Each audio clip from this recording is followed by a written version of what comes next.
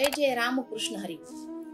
आज आपण सार्थ श्री ज्ञानेश्वरी अध्याय 9 ओवी क्रमांक 57 या ओवीचा थोडक्यात अर्थ पाहणार आहोत। ओवी अशी आहे, पाहे पा दूध पवित्र आणि गोड, पाशी त्वचेची या पदरा आड, परी ते अभेरुनी गोचिड, अशुद्ध काय न सेविती।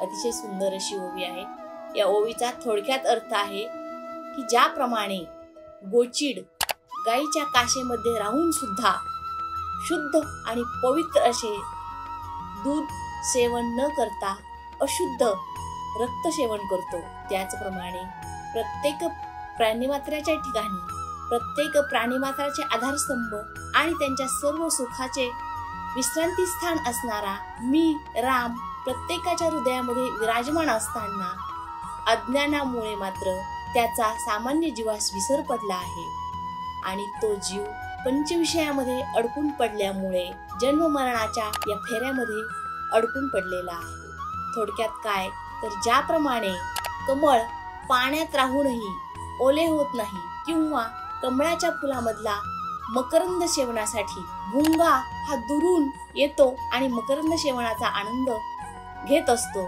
मात्र बेडूक त्याच्या शेजारी राहूनही अज्ञानामुळे फक्त मकरंद सेवनाचा आनंद न घेता चिखल चाखत असतो।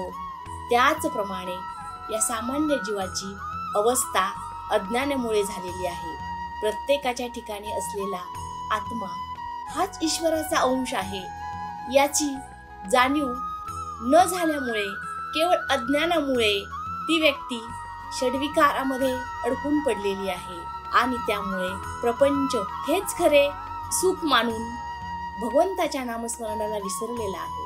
परंतु ज्यावेळी हे अज्ञानरूपी अंधकार ज्ञानरूपी प्रकाशाने नष्ट होईल त्यावेळी आपला हा अनमोल असा मनुष्यदेह तो फक्त भगवंताचे नामस्मरण करण्यासाठीच आहे आणि प्रत्येकाच्या ठिकाणी असलेला आत्मा हाच ईश्वर आहे। म्हणून तहानेल्याची तहान जाणणे, भुकेल्याची भूक जाणणे हीच खरी ईश्वर सेवा आहे याचे त्यास ज्ञान होईल। अशाच प्रकारचे आध्यात्मिक विचार ऐकण्यासाठी भक्तिसार या चॅनलला सबस्क्राईब करा।